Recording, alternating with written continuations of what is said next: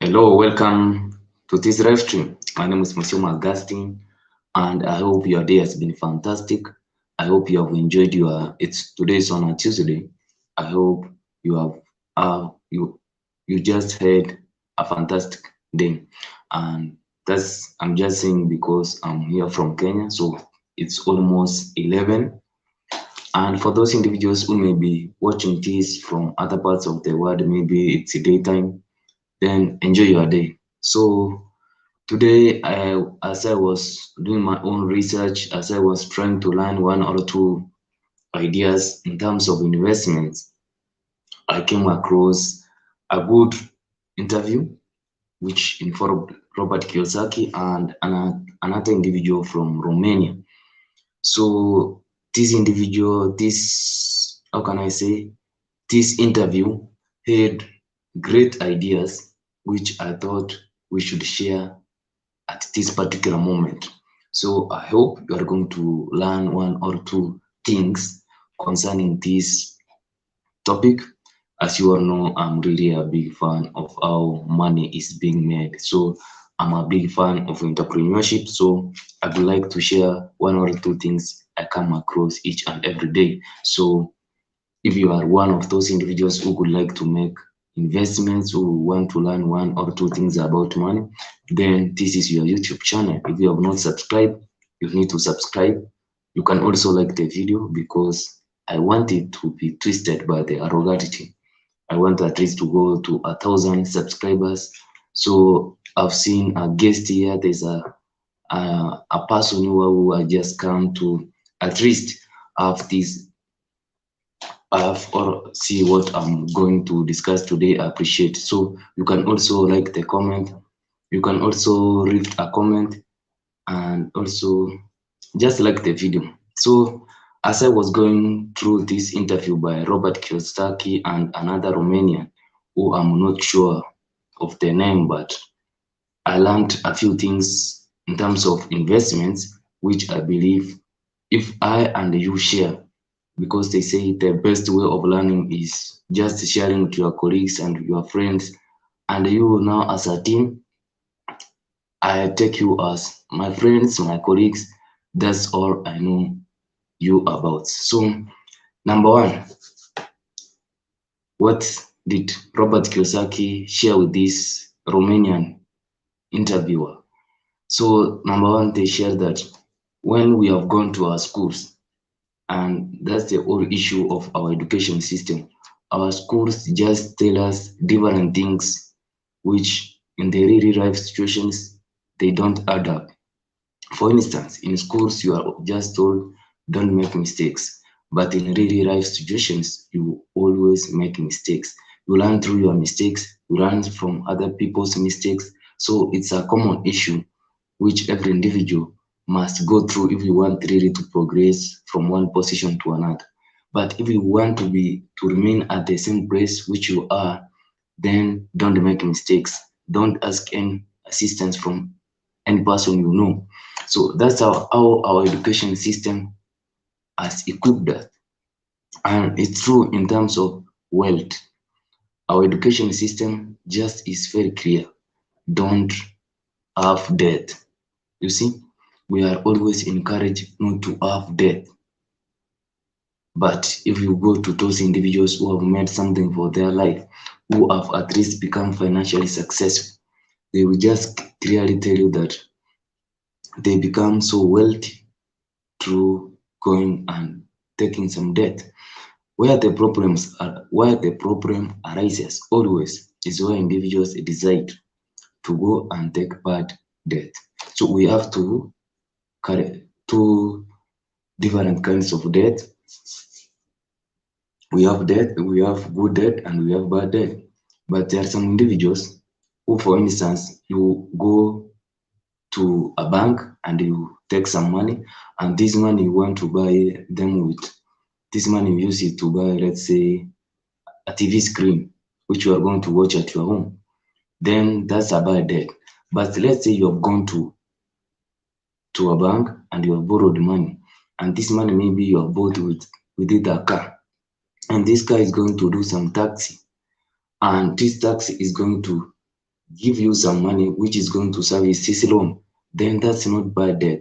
But as you all may understand, some people go to take loans to buy cars, which they will be using for their own benefit, maybe they want to move from one place to another. An individual may go to, let's say it's a common thing among teachers or government employees, even company employees, where an individual just goes to a company, he borrows money, and this money is going to construct a house, which he and his wife, kids, whichever maybe is going to construct for his parents. This this is the money which is going to use to construct, let's say, a house for your parents, a house for your brothers, your relative, maybe your wife's parents. That's the money which you have borrowed from a bank. You are going to construct the same. I appreciate those individuals who are joining this live stream. Your time is much appreciated, and I request you to also like the video. And if you are not subscribed, just subscribe. So, as I was saying, you have just borrowed money from a bank, and you go to construct a house which you are going to live. This house is you as an individual, no one is going to service this loan for you. You are going to take money out of your pocket in order to service this loan of yours. That is bad debt. Let's say if you had borrowed this money from a bank, and this money now you are going to use it for the construction of rental property.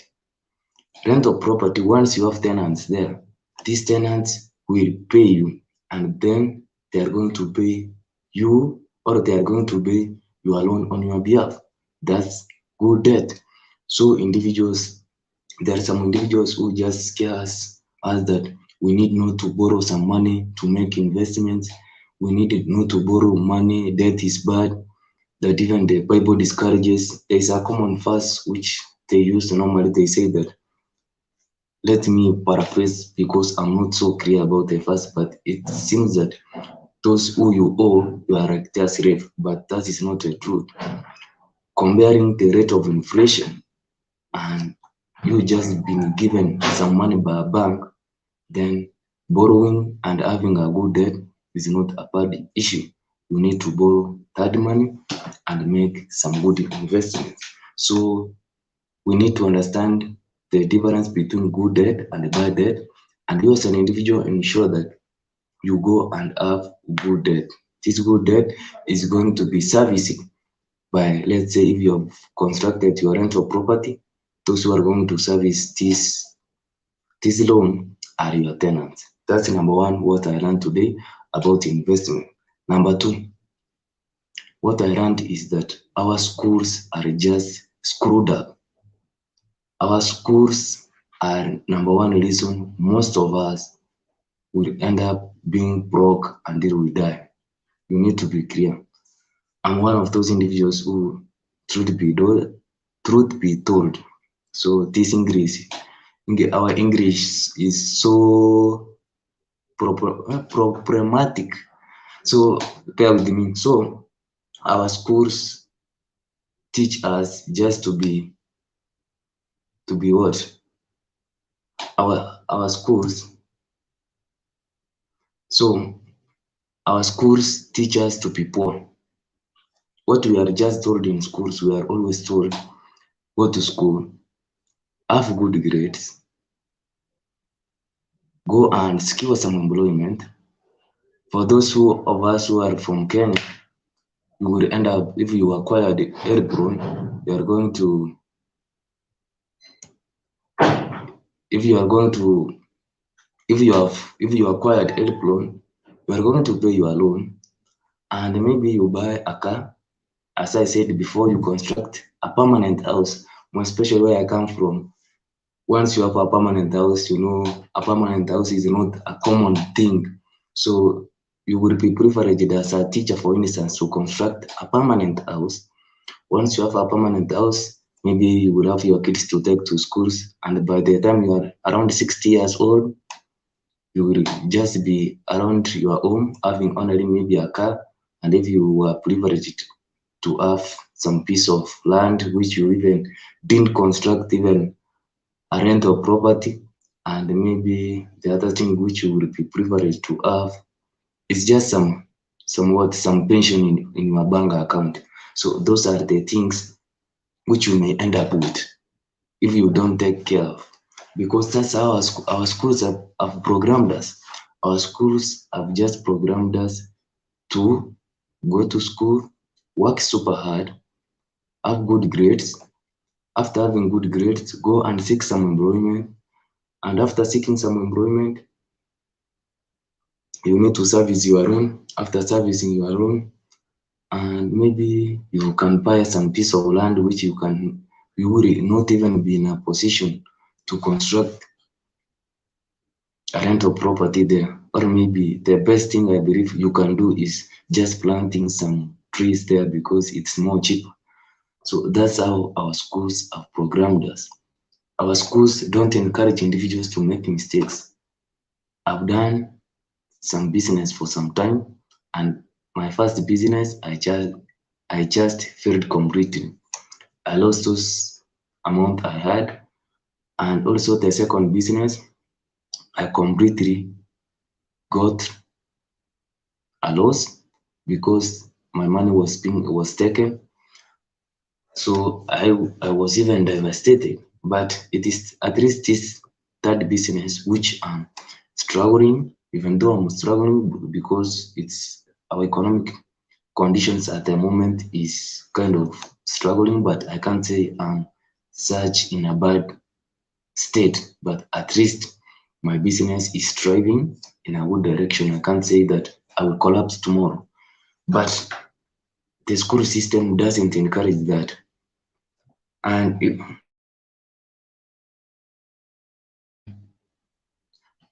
to understand that our school system doesn't encourage entrepreneurship, how many of your individuals, not individuals actually, how many of your lecturers do you know who have big businesses? But we are just being taught entrepreneurship in our universities.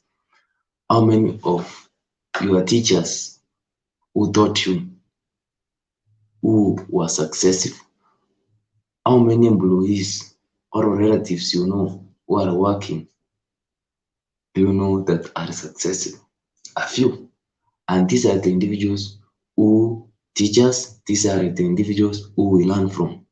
And I can understand why they say that. It's like the rich teach their kids how to be rich, while the poor teach their kids on how to be poor. I can simply understand why. Because you are always in an environment which molds you to be something which is similar to where you grew. For instance, if you grew around where some people thought that having money is evil, because there's an argument which has always come into place. Lack of money is the root of all evil. And another argument is money is the root of all evil. So if you have been in an environment where money is the root of all evil, the truth of the matter, once you come across money, then high chances are you are going to spend that money as much as possible and get rid of that money. So it's very simple. It's as simple as such. So once you come across any kind of money, high chances are you are going to spend that money until the last coin and you will go back to your poverty status. But let's say if you grew up in an environment where money was treated as something which is created, then it will not be proper, problematic, this English, problematic. It will not be problematic for you to create some money. It will be so easy. You will have a convincing mind, you will have a convincing tongue, then it will be so easy for you as an individual to come at least with some business entities, which is an amazing thing. So as I've said is our education system is just designed to keep us poor.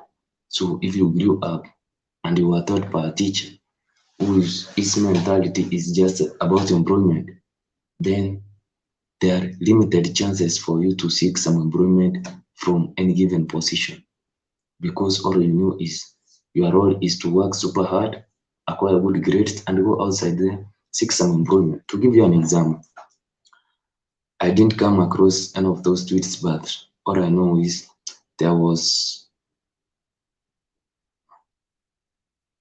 there was an article, not an article, but I heard it was in the news, where an individual was arguing that he finished his university and he was doing engineering in 2019, but up to now he hasn't acquired employment.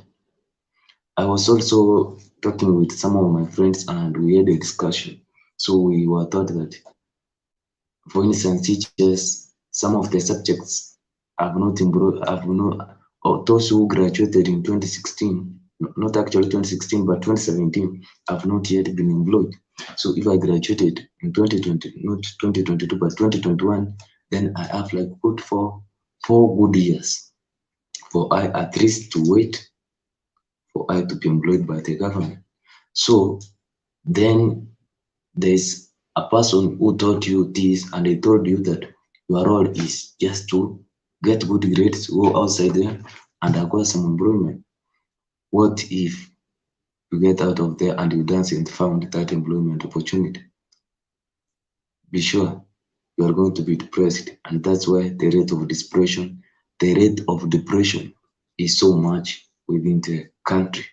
Even globally, as the US, there are more individuals who are depressed. So just be careful. And so that's also another point. That's a second point which I've been talking about. And the other point which always confuses me, which I've not at least yet, I have an idea, but I haven't understood it. It's so clear. Is the rich don't work for money. The rich don't work for money. So I was just thinking, for instance, let's say I get employed and I'm going to be paid how much? How much do they pay? Let's say medium salary in Kenya. Let's say it's 50,000 Kenyan shillings. So I'm going to be paid 50,000 Kenyan shillings. So my role is just to work there, and end of the month I'm going to be paid 50,000 Kenyan shillings. This is the money which the government prints, not paints. The government may even decide to go and, let's say we are employed like 50 people. We need like 50,000 each. That's 200 and what? 2.5 million. The government may decide to go and print that too. Sorry, they may decide to go and print that 2.5 million and just give us. But what do the rich do? The rich create money. And how do they create? That's how now at least I become so confused. But let me give an example of the rental property.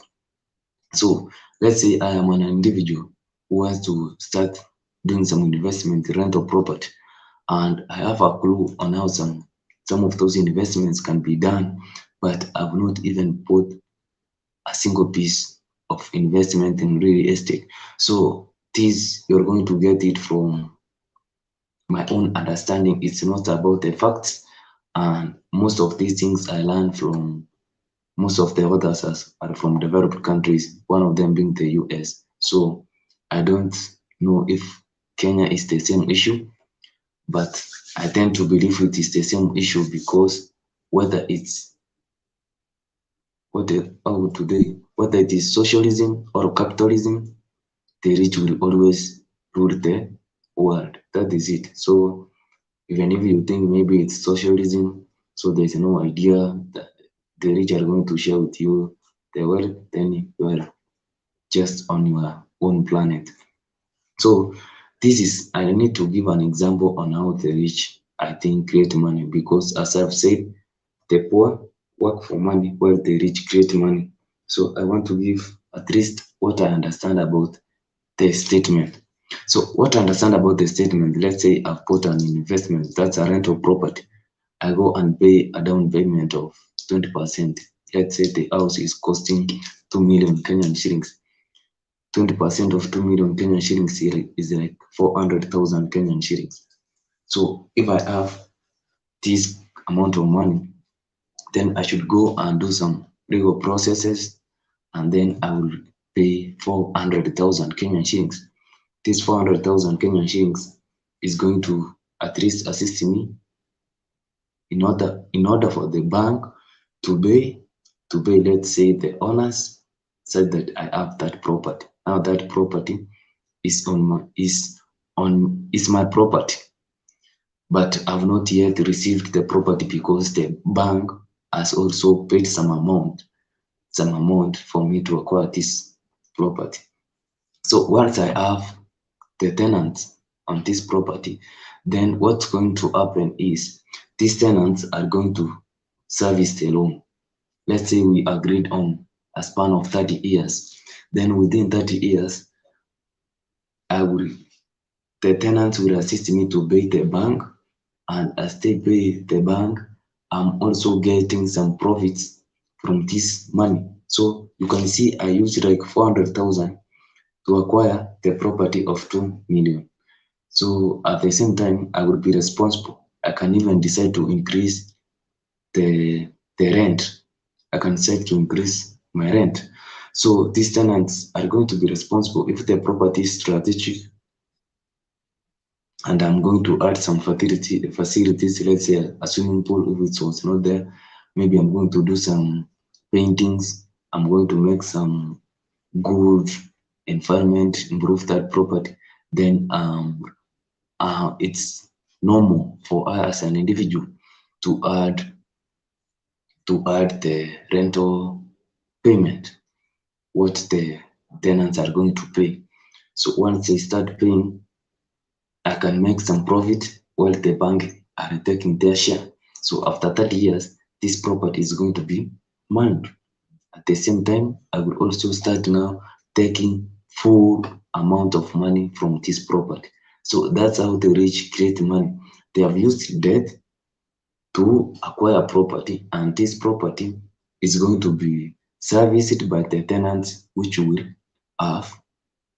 So the tenants which you will have on this property are going to service your loan, and after, let's say, 30 years, you are going to do what? You're going to acquire this property in full terms. Now it will be your property. From then, you can decide even to sell this property.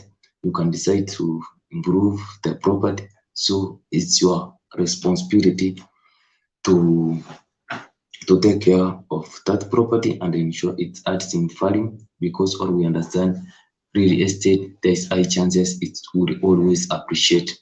So it's not like vehicles, once you take a vehicle outside the showroom, it depreciates. The same to an aeroplane, the same to a ship or a yacht.